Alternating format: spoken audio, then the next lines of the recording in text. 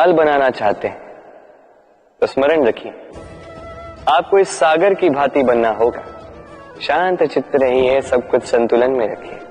यदि जीवन में कुछ अधिक ही सुख आ जाए तो अपनी सुध बुध मत खोइए। यदि जीवन में दुख आ जाए, कष्ट आ जाए, तो अपना निश्चय, अपना लक्ष्य और अपनी शक्ति मत भूलिएगा, क्योंकि यही श्रेष्ठता व्यक्ति का आचरण है। राधे राधे।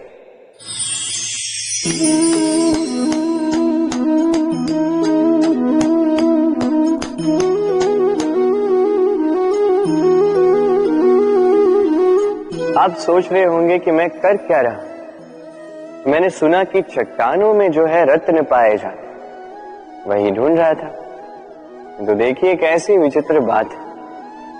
हर चट्टान में रत्न नहीं पाए जाते, हर गज के मस्तक पर गजमुक्ता नहीं पाया जाता, हर वन में चंदन का वृक्ष नहीं पाया जाता। जीवन में ये जो श्रेष्ठ और महान वस्तुएं, इन्हें पाने के लिए कठिनाइयों का सामना करना ही पड़ता है।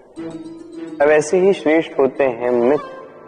अत्यंत श्रेष्ठ यदि सही मित्र मिले तो आपको जीवन में कई सारे लोग मिलेंगे, बड़ी मीठी मीठी बातें करेंगे, किंतु यदि कोई ऐसा जीवन में आए जो आपके हित के विषय में सोचे, आपके हित के विषय में कार्य करे, तो उसे कहीं मत जाने दीजिए। उन्हें अपने जीवन में सहेज कर, फिर देखिए आपके जीवन में सुख ही सुख हो। राधे राधे।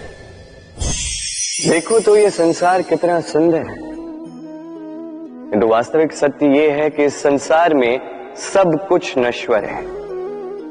जो कल था वो आज नहीं है, जो आज है वो कल नहीं था, और जो आज है वो कल भी नहीं होगा। प्रत्येक व्यक्ति अपने अपने समय पर काल को प्राप्त हो जाता है। इस रूप का नाश करता है बुढ़ापा, प्राणों का नाश करती है मृत्यु, आलस्य, ईर्ष्या धर्म का नाश करते हैं, और क्रोध संबंध का नाश करता है। किंतु एक ऐसा भाव है जो अकेला ही सारे गुणों का नाश करने में सक्षम है, और वो है अभिमान। इसलिए ज्ञान को स्वयं के पास आने दीजिए, किंतु अभिमान को कदापि नहीं, क्योंकि यदि ये अभिमान आपके पास आ गया तो जीवन में जो कुछ भी आपने अर्जित किया है, चाहे वो गुण हो, चाहे वो धन हो, चाहे वो मित्र हो, चाहे वो आनंद, सबका नाश हो जाएगा। राधे राधे। इस पुष्प को देख रहे हैं, कितना सुंदर खिला हुआ है ये पुष्प, और इसका कारण क्या है आप जानते हैं? ये पुष्प नहीं जानता कि कल इसके साथ क्या होने वाला, और ना ही ये पुष्प जानना चाहता है। ये नहीं जानता कि कल ये किसी सुंदरी की केस सज्जा में लगेगा या किसी अर्थी पर शोक का प्रतीक बनेगा। ये जीता है तो केवल आज, केवल वर्तमान, और इसीलिए स्वयं भी महकता है, दूसरों को भी महकाता है। स्मरण रखिएगा, सुखी जीवन का मूल मंत्र यही, ना जीवन की चिंता, ना मृत्यु का भय, जो है वर्तमान। इसी वर्तमान को जिए, इसी वर्तमान को भोगे, और इसी वर्तमान में अपना आनंद ढूंढे। स्वयं सुखी रहे और सबको सुखी करे। राधे राधे। चलिए आपसे एक प्रश्न पूछता हूं, स्वर्ण और लोहे में अंतर क्या है? अब अधिकतर लोगों का उत्तर यही होगा कि स्वर्ण बहुमूल्य है। स्वर्ण का मूल्य लोहे से कहीं अधिक उचित है, किंतु हमें यह बात नहीं भूलनी चाहिए कि स्वर्ण हमारे श्रृंगार का कार्य करता है, हमें तनिक और सुंदर दिखाता है। दूसरी ओर लोहा उन सैनिकों की ढाल और तलवार बनकर रक्षा करता है जो सैनिक हमारे प्राणों की रक्षा करते हैं। ये सैनिक नहीं तो हमारे प्राण। अब बताइए, स्वर्ण का मूल्य अधिक होने से क्या लोहे का मूल्य कम हुआ? कदापि नहीं। इसी प्रकार इस जीवन में आप चाहे जितने प्रयास कर, कुछ न कुछ ऐसा अवश्य होगा जो आपको कभी नहीं मिलेगा, और इसके कारण स्वयं को हीन समझ लेना अनुचित है। हो सकता है आपके पास वो गुण हो जो संसार में और किसी के पास भी नहीं है, तो उस गुण को समझिए, उसे बढ़ाइए और उसे सहेज करें। स्मरण रखिए, संसार में प्रत्येक व्यक्ति विशेष होता है और संसार में सभी को सब कुछ नहीं मिलता। स्वयं देख लीजिए, स्वर्ण को जिस दुकान में सहेज कर रखा जाता है, उस दुकान के ताले लोहे से ही बने। वर्षा की ऋतु में जब भयानक वर्षा होती है, तीव्र गति से वायु चलती है, तब अक्सर आपने देखा होगा ये पक्षियां, इनके घोंसले अक्सर टूट जाते हैं, नष्ट हो जाते हैं। किंतु क्या कभी आपने इन पक्षियों को विलाप करते हुए देखा है?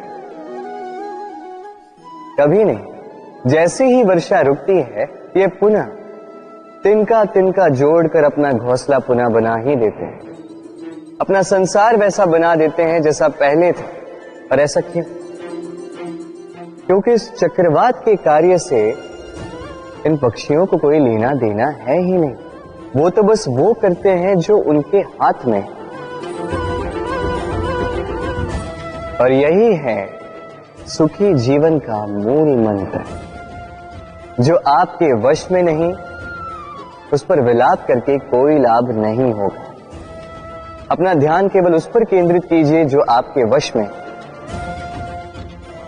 जो बदल चुका है उसे कदाचित आप बदल नहीं सकते, किंतु जिसे आप बदल सकते हैं उस पर ध्यान केंद्रित कीजिए। इस जीवन में तनिक सकारात्मक बन जाइए, देखिए सब शुभ होगा। राधे राधे।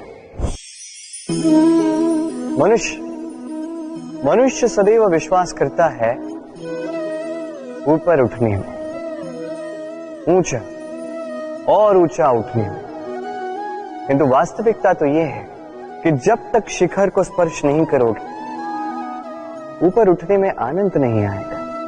अब देखिए ये वर्षा जब आकाश से गिरती है, धरती भी इसका स्वागत करती है, क्योंकि वर्षा गिरती है धरती की प्यास बुझाने के लिए। वर्षा आती है तो वन उपवन झूम उठते हैं, मोर पपी है नाचते हैं, गाते हैं। इसलिए नहीं कि वर्षा गिरी, इसलिए कि वर्षा उस भाव से गिरी। अब उसी स्थान पे यदि आकाश से कड़कती हुई बिजली धरती पर गिरे तो प्रकृति भयभीत हो जाती है। अर्थात ये भाव अत्यंत महत्वपूर्ण है। सर्वप्रथम इस भाव को देखिएगा, और यदि इस भाव में सृजन है तो समझ लीजिए सब कुछ शुभ ही होगा। राधे राधे। जब भी हम किसी वृक्ष को देखते हैं, सर्वप्रथम हमारी दृष्टि पड़ती है उसके पुष्पों पर, हरे भरे पत्तों पर, रसीले फलों पर, किंतु वो कठोर, वो निस्वार्थ जड़, उससे तो हम कभी आकर्षित होते ही नहीं।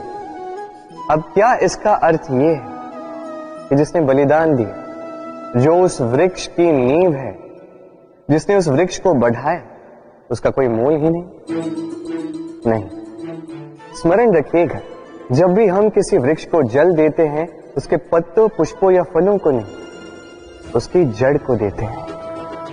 जब भी हम किसी वृक्ष की पूजा करते हैं, यही पुष्प, यही तिलक हम उसकी जड़ को अर्पित करते हैं। अर्थात कहीं न कहीं अनजाने में ये प्रकृति आपको वो मान दे ही देती है जिसके आप पात्र हैं।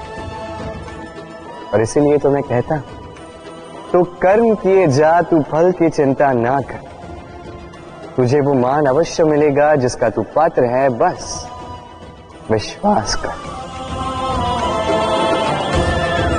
राधे राधे। सागर कितना विशाल होता है ये सागर, क्या नहीं कर सकता ये सागर?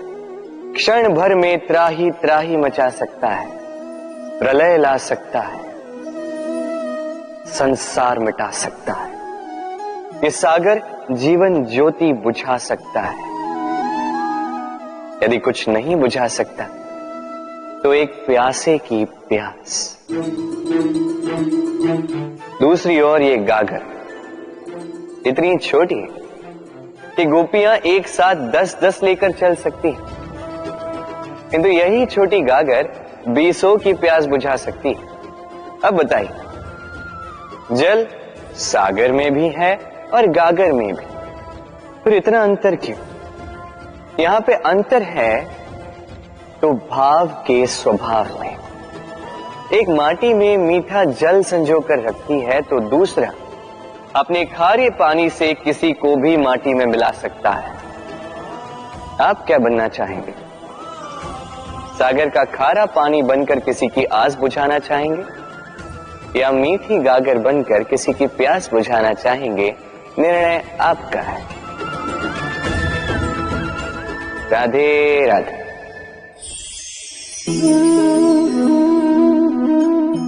बालपन में एक बात थी जो मुझे कभी समझ नहीं आई। मैं सदैव आश्चर्यचकित रहता था कि ऐसा कैसे हो सकता है।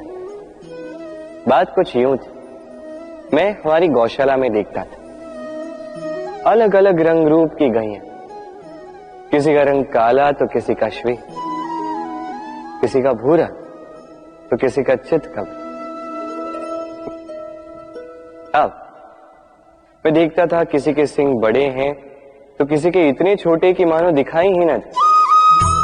कोई गैया आकार में छोटी थी तो कोई तनिक बड़ी, किंतु जब ये सारी गैयाएं दूध देती थी तो मैंने देखा सब कुछ तो समान, रंग समान, स्वाद समान, गुण समान, पौष्टिकता समान। अब मैं ये समझ नहीं पाया, मेरी दृष्टि में तो सारी गैयाएं अलग अलग थी। मैंने सोचा मैंने मैया से पूछना। मैंने मैया से पूछा, मैया ने मुझसे कहा, कान्हा, रंग रूप बदलने से गैया की वास्तविकता तो नहीं बदलती ना, गैया तो गैया ही रहेगी। अब मैं ये बात नहीं समझ पाता कि मनुष्य इसे आत्मसात कैसे नहीं कर सकता। देखिए, रंग, रूप, जात, धर्म, भाषा, इससे ऊपर है मानवता, और मानवता का एक ही धर्म है और वो है प्रेम। तो यही प्रेम अब सब में बांटते रहे, प्रेम से सबकी सेवा करते रहे। इस मानवता का अमृत चख के देखिए, फिर आप समझ जाएंगे कि हम सब भिन्न भिन्न नहीं, हम सभी एक हैं। राधे राधे।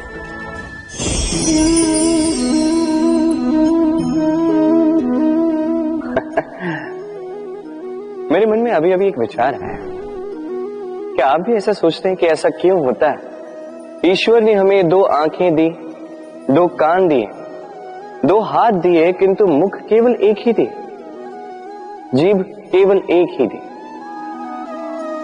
ऐसा क्यों? क्या कारण हो सकता है इसके पीछे?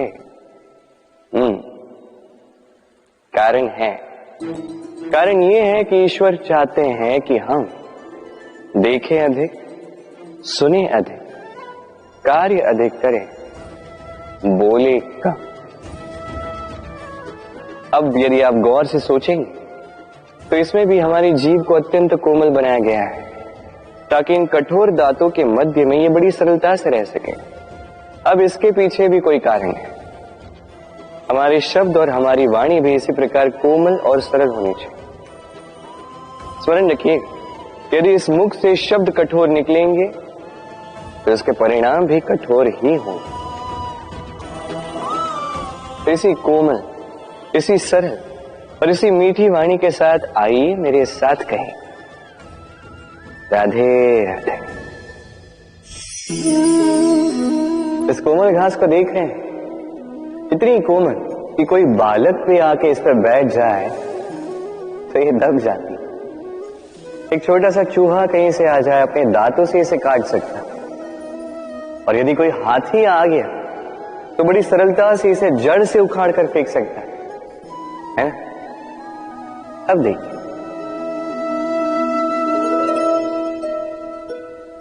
मैंने इसी घास को गूंथ कर एक रस्सी बनाई, और अब वही कोमल घास एक शक्तिशाली बंधन में परिवर्तित हो चुका। ऐसा बंधन जो किसी हाथी को बांधने में काम आ सकता।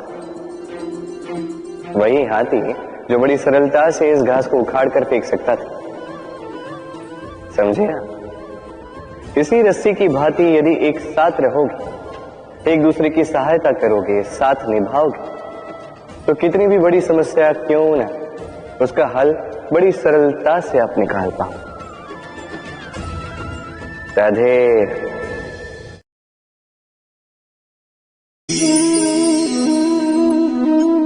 कैसे हैं आप? पूछने का कारण ये कि आज के समय में आसपास किसी भी देख लो, दुखी, व्याकुल, सोचता है कि संसार में सबसे अधिक दुख उसी के जीवन में, सबसे अधिक समस्याएं उसी के जीवन में। संसार में ऐसा कोई व्यक्ति नहीं जिसके जीवन में समस्या नहीं, और संसार में ऐसी कोई समस्या नहीं जिसका हल मनुष्य के पास नहीं। किंतु उस हल को खोजने के लिए अपनी भुजाओं को खोलकर जीवन में आगे बढ़ना होता है, साहस से आगे बढ़ना होता है। किंतु कुछ लोग क्या करते हैं?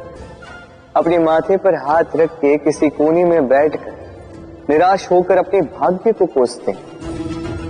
नहीं, ये कभी मत कीजिए। कर्म कीजिए, आगे बढ़िए, साहस दिखाइए, और सबसे महत्वपूर्ण बात, संयम रखिए। क्योंकक्योंकि आपका लक्ष्य कितना भी कठिन क्यों ना हो, उस तक पहुंचने का मार्ग आपके पांव के नीचे से होकर ही जाए। राधे राधे।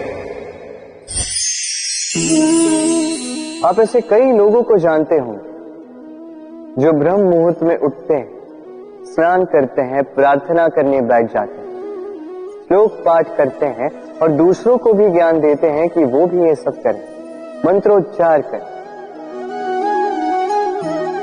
मंत्रोच्चार, निस्संदेह इसमें बहुत शक्ति होती है, किंतु ये शक्ति आपको तभी मिलेगी जब आप उस मंत्र में छिपी सीख आत्मसात करेंगे, अपने जीवन में उतारें, उस सीख को आप कर्मों में परिवर्तित करें, प्रेम से इस सद्ज्ञान को अपने जीवन में लाइए, इसका प्रयोग कीजिए, तब मिलेगी आप इस मंत्र की शक्ति।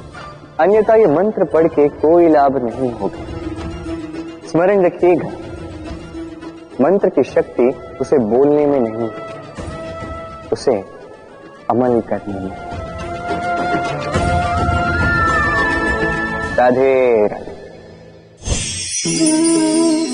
कितनी शांत, सौम्य, शीतल होती है एक बहती नदी।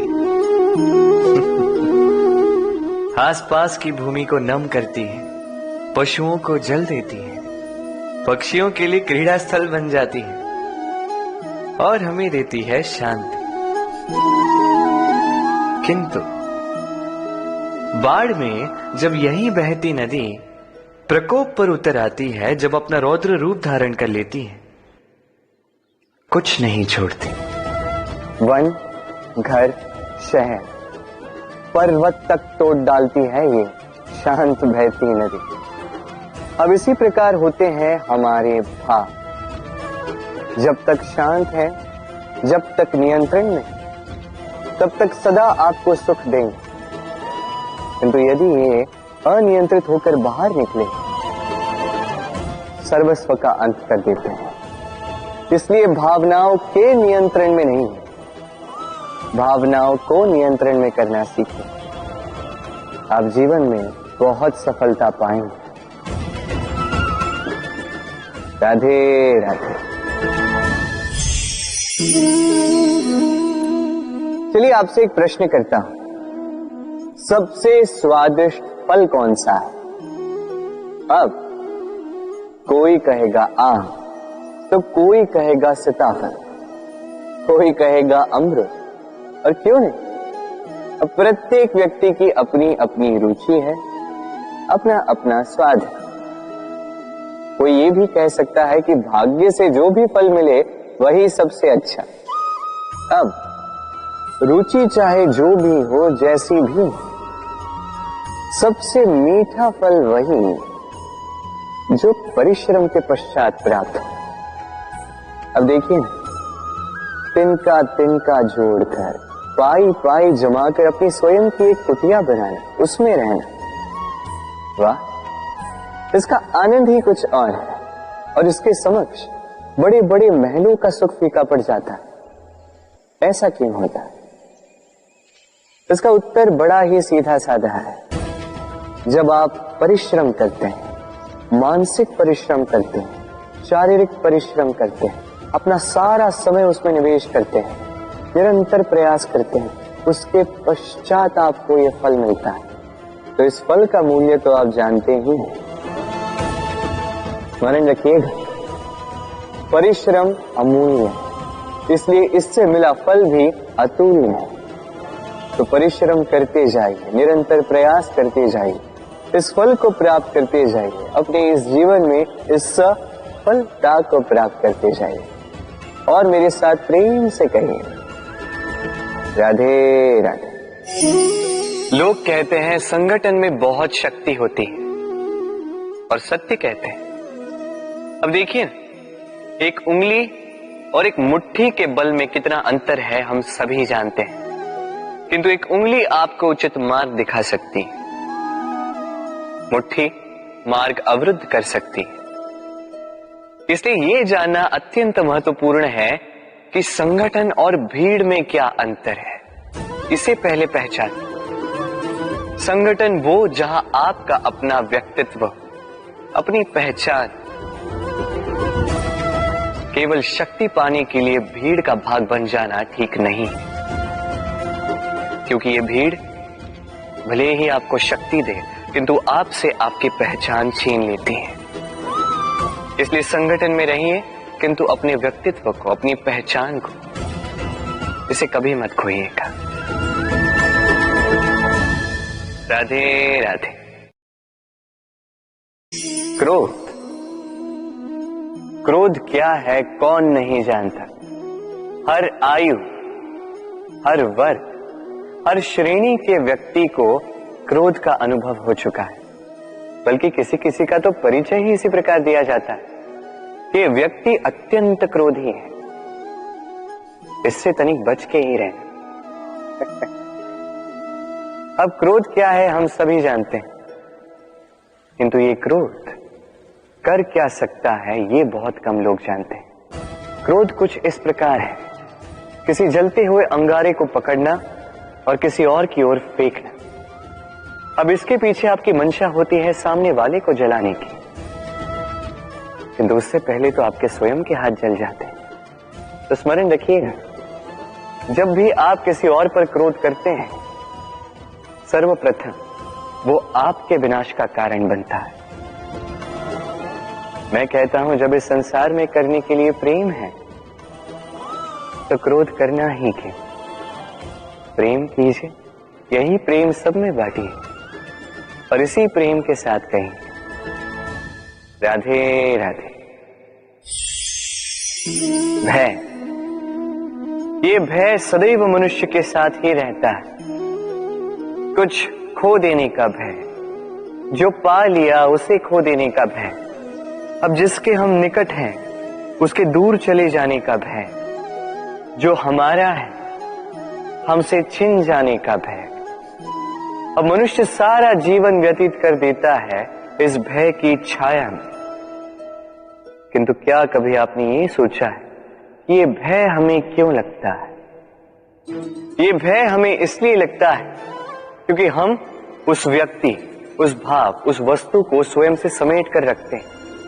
हम स्वयं उसे इतनी शक्ति दे देते हैं कि वो जब चाहे तब हमें छोड़कर जा सकता है, हमें कष्ट पहुंचा सकता है। किंतु यदि हम उस भाव, उस व्यक्ति, उस वस्तु से निर्लिप्त रहें, उसके आकर्षण से हम मुक्त हो जाएं, तो ना ही वो हमें छोड़कर जा सकता है, ना ही हमें कष्ट पहुंचा सकता है। इसलिए स्वतंत्र रहिएगा और सबको स्वतंत्र रखिएगा, प्रेम को भी। राधे राधे। अस्तो मां सत्कमे तमसो मां ज्योतिर्गमय मृत्युर्मामृतम गमय। कभी आपने सोचा है काला रंग ना होता तो क्या श्वेत रंग आपको भाता? रात्रि का अंधकार ना होता तो सूर्य प्रकाश का अर्थ हमें समझ आता? ये थकान ना होती तो क्या विश्राम का अर्थ हम समझ पाते? ये भूख ना होती तो क्या इन स्वादिष्ट व्यंजनों का अर्थ हम समझ पाते? क्या इन सब का आनंद हम ले पाते? स्मरण रखिएगा, इस संसार में कोई भी भाव या वस्तु बुरी नहीं। यदि आप मानते हैं कि बुरी है तो किसी कारण से ये बुराई आवश्यक है, अन्यथा ईश्वर इसे हमारे संसार में रखते ही। इस बुराई का उद्देश्य है हमें अच्छाई का आभास करवाना, ताकि हम अच्छाई में अपना लक्ष्य साध सकें। इसलिए बुरों से कभी घृणा मत कीजिएगा, ये तो केवल भलाई की आवश्यकता के जनक है। उन्हें भले में परिवर्तित कीजिए, असत्य से सत्य की ओर ले जाए, अंधकार से प्रकाश की ओर ले जाए, मृत्यु से अमरत्व की ओर ले जाइए, किंतु प्रेम के पथ से। राधे राधे। अक्सर हमारे पास एक बहाना होता है, एक खींच होती है कि संसार में हम करें तो क्या करें, जो हम करना चाहते हैं वो पहले ही कोई कर चुका है, हमारे पास तो कुछ करने के लिए ही नहीं है। यदि आपको उदाहरण दूं तो इन पूजा की थालियों को देखिए, पहले से ही सब कुछ सज्ज करके रख दिया गया है। अब ऐसे में हम सोचते हैं कि करना क्या शेष है, सब कुछ तो पहले ही हो चुका है। अब यहाँ पे समस्या कर्तव्य में नहीं है, यहाँ समस्या हमारी सोच में है। हम ये सोचने में समय व्यतीत करते हैं कि क्या हो चुका है। हमें ये सोचना चाहिए कि क्या करना अब भी शेष है जिसमें हम अपना योगदान दे सकते हैं।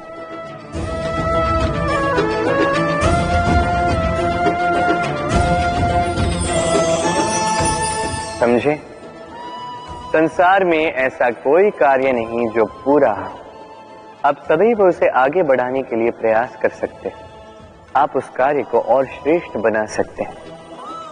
बस आवश्यकता है तो सकारात्मकता की। राधे राधे।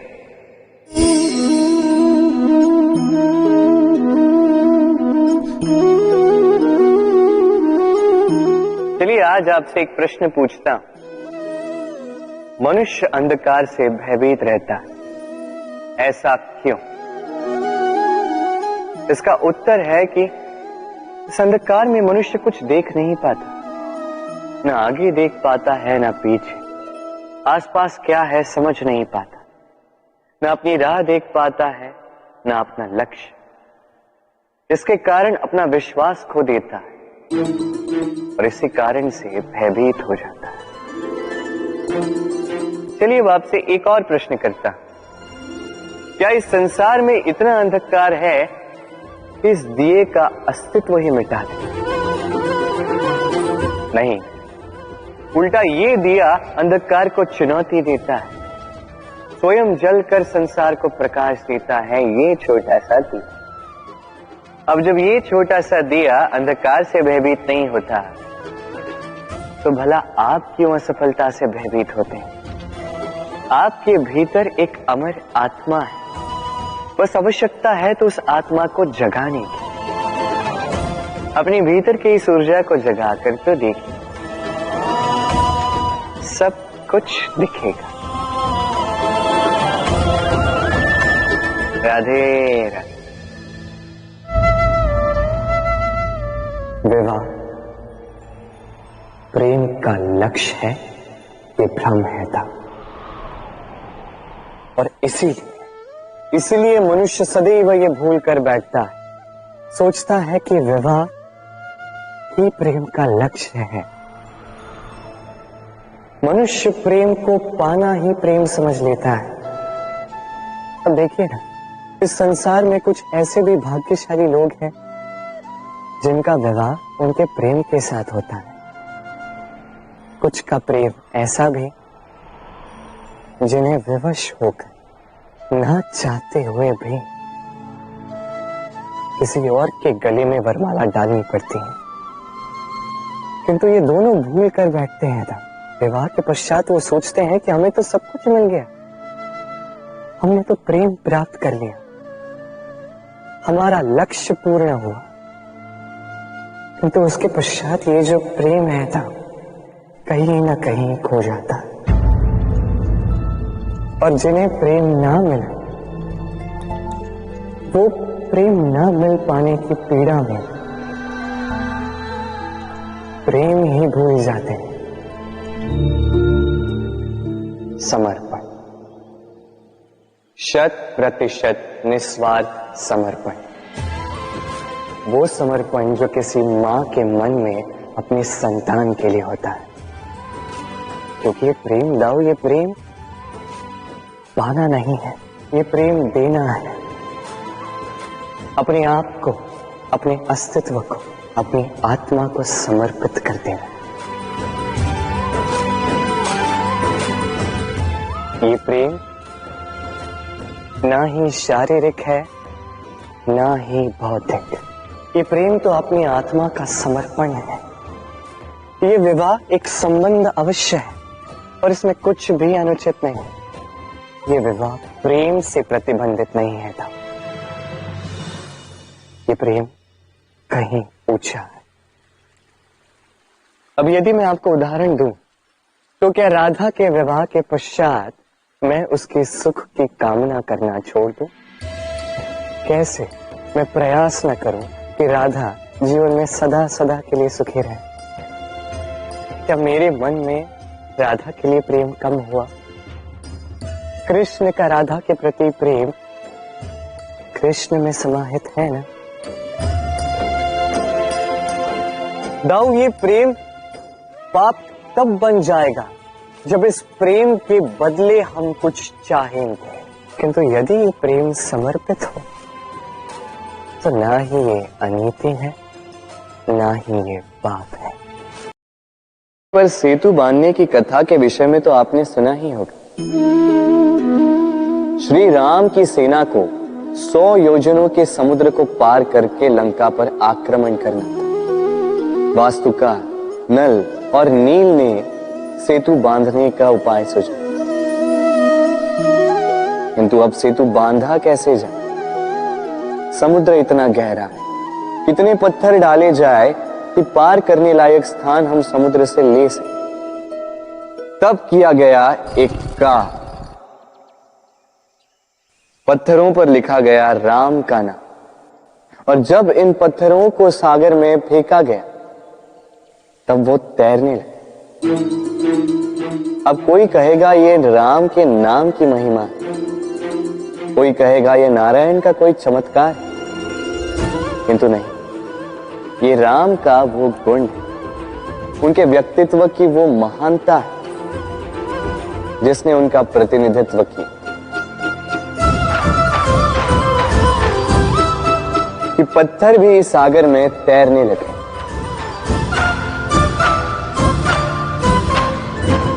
उसी प्रकार जहां हम नहीं होते वहां हमारे गुण हमारा प्रतिनिधित्व करते हैं। हमारे नाम की शक्ति हम स्वयं बनाते हैं अपने कर्मों से, अपने गुणों से। अब चयन आपका है। आपके नाम के सहारे कोई विपदा से बाहर निकल आता है या आपके अपयश के दुष्कर्मों से कोई डूब जाता है। अच्छे से चयन कीजिए। राधे राधे। कभी किसी पंछी को देखा है?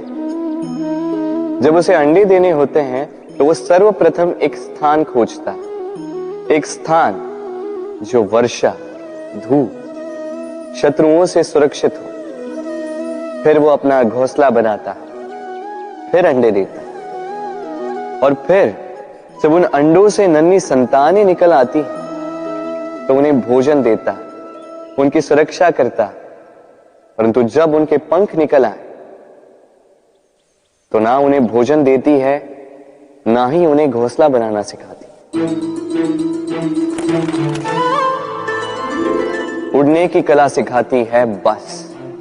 फिर वो नन्ही संतानें उड़ने की कला सीखकर स्वयं अपना भोजन लाना सीख जाती, स्वयं घोंसला बनाना सीख जाती। और हम मनुष्य क्या करते हैं? संतान के बड़े होने के पश्चात भी उनकी चिंता में सूखते हैं, प्रयास करते हैं कि उनके लिए घर बना सके, और अपनी संतान को और भी शक्तिशाली बनाने के स्थान पर पंगु कर जाते हैं। जीवन में वही कीजिए जो एक पंछी करता है। अपनी संतान को उड़ने की कला सिखाई, संस्कार दीजिए, और एक समय के पश्चात उसे स्वयं अपना आकाश चुनने को मुक्त कर दीजिए। राधे राधे।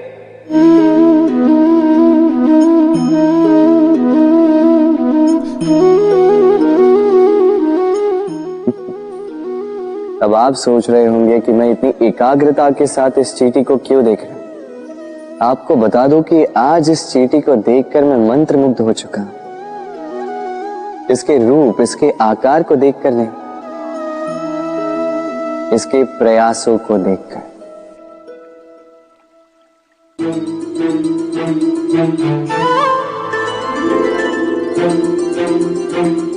आप जानते हैं, अनगिनत प्रयासों के पश्चात चींटी अपना एक छोटा सा घर बना पाती, जो अन्य जंतुओं के लिए सरल सी बात है। वो चींटी के लिए उसके जीवन की सबसे बड़ी घटना, सबसे बड़ी सफलता है। भविष्य में चींटी रहे न रहे, इनके बनाए हुए घर वर्षों पश्चात तक टिके रहते हैं।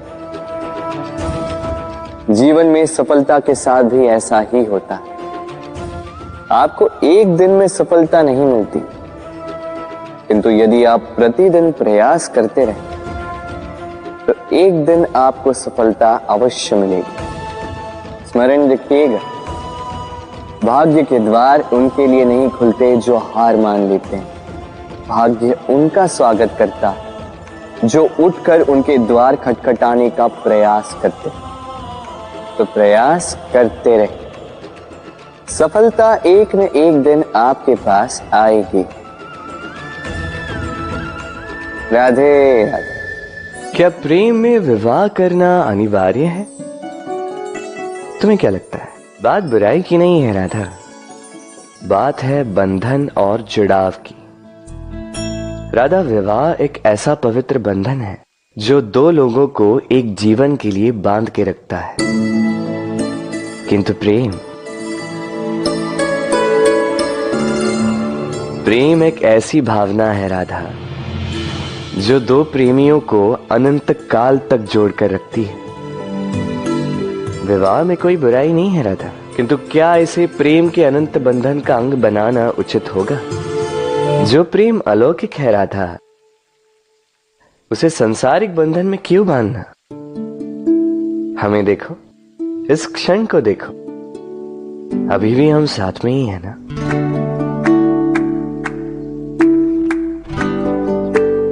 प्रेम भी यही सिखाता है राधा कि दो लोग, दो प्रेमी पूरे अस्तित्व के साथ हर क्षण एक दूसरे के संग बिताएं, बिना भविष्य की चिंता किए और इन आशाओं और आकांक्षाओं के खेल से परे होकर एक दूसरे को समझें। ये तो समय ही बताएगा ना राधा कि हम एक दूसरे के विकार, गुण, अवगुण जानते हैं या अब भी कुछ जानना शेष है। ये ताला देख रहे हैं आप? ये ताला प्रहार से भी खोला जा सकता है, प्यार से भी खोला जा सकता है। अर्थात इस ताले को आप इस चाबी से भी खोल सकते हैं, इस हथौड़े से भी खोला जा सकता है, किंतु खुलने में अंतर होगा। यदि आप इस ताले को प्रहार से खोलोगे तो ये पुनः काम नहीं आएगा, किंतु यदि आप इसे चाबी से खोलोगे तो ये सदा काम आएगा। हमारे जीवन में संबंध भी कुछ इसी प्रकार होते हैं। हमारे जीवन की आनंद रूपी धन की रक्षा करते हैं, किंतु प्रेम से। यदि क्रोध से किया जाए तो फिर वो किसी काम के नहीं रहते। इसलिए उन्हें सदा प्रेम की चाबी से खोलिएगा, क्योंकि हर बार नया ताला ला सकते हैं आप, नए संबंध नहीं ला पाएंगे। राधे राधे।